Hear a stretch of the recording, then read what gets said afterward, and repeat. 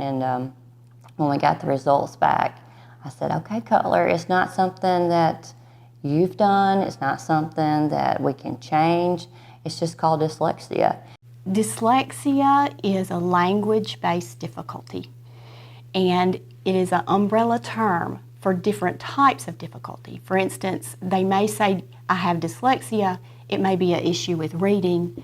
It may be an issue with mathematical expression, so that's called dyscalculia. And then if there is an issue with writing, it's called dysgraphia. So it's just the umbrella term for a language-based difficulty. And it was like I physically could see the sigh of relief from him. Like, you know, my 7-year-old little boy sitting on my bed, and when I was telling him, because he was like, I don't know how he's going to take this, so we'll just, you know, I'll just tell him, because they believe in facts. You know, they really, you have to be honest with dyslexic kids because they'll know if you're lying. I mean, they're just so intuitive about that. And I was like, you're just dyslexic, that's it. He's like, so there's nothing wrong with me. Like, he honestly thought like there was something so wrong with him that, you know, at one point, you know, during his school days, like, he didn't want to live anymore. And that was just, that broke my heart. And, you know, to have any other kids to feel like that, you know, if we can just help somebody realize that it's not, you know, necessarily, you know, anything wrong with them. It's just a different way of learning. I have 2 notes from children, and it just, on very rough days, that I wanted to quit the program. It's very hard and rigorous. This is what kept me in.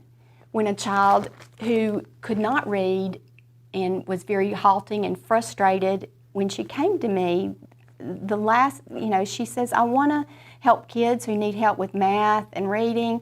I want to help kids find their superpower like Miss Couey helped me. Well, you want to know, that just floored me. I'm like, how could I not continue? You know, there is progress. Another child wrote to me and she said, I'm doing great with my reading. Do you want me to tell you about my test? I'm reading out loud to my teacher. These are children that would never read out loud. And they're asking to read to the class, and the teachers are floored. So it works. You know, they're smart, so they know, something's wrong. You know, they feel less, they feel deficient, but they are not. And so every day I come in here, I try very hard to let them know how important they are and the way they think is important, because they teach me every day how to do something different. I would see the challenges he might have, like with the word that we would come across, the restroom.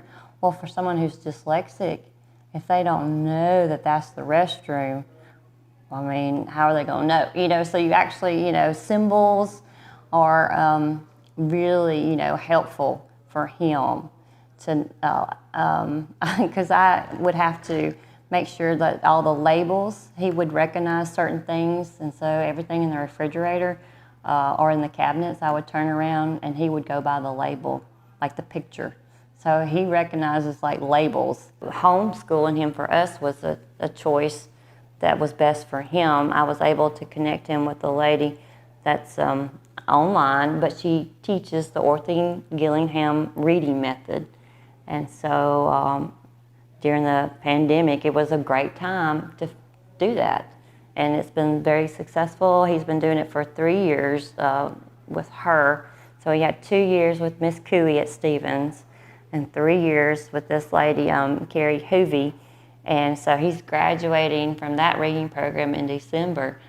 And I mean, now for him, the doors are open. I have English language learners, I have 504s, I have some special ed, I have some that have no diagnosis or certifications or anything. They are in here because they struggle. And so during this, I've just taken the lowest of the low, and they have risen to the occasion, been resilient, taken in everything, and they are amazing. You know, I told you last year I had some starting reading 13 words. Well, now they might be reading 70 or above, and that might not sound like a lot. That's almost right there. And that was just his goal. He just wanted to be able to read. And so as a parent, you know, to be able to fulfill that dream, you know, You know, he came to me like this past year and he's like, Mama, I can read.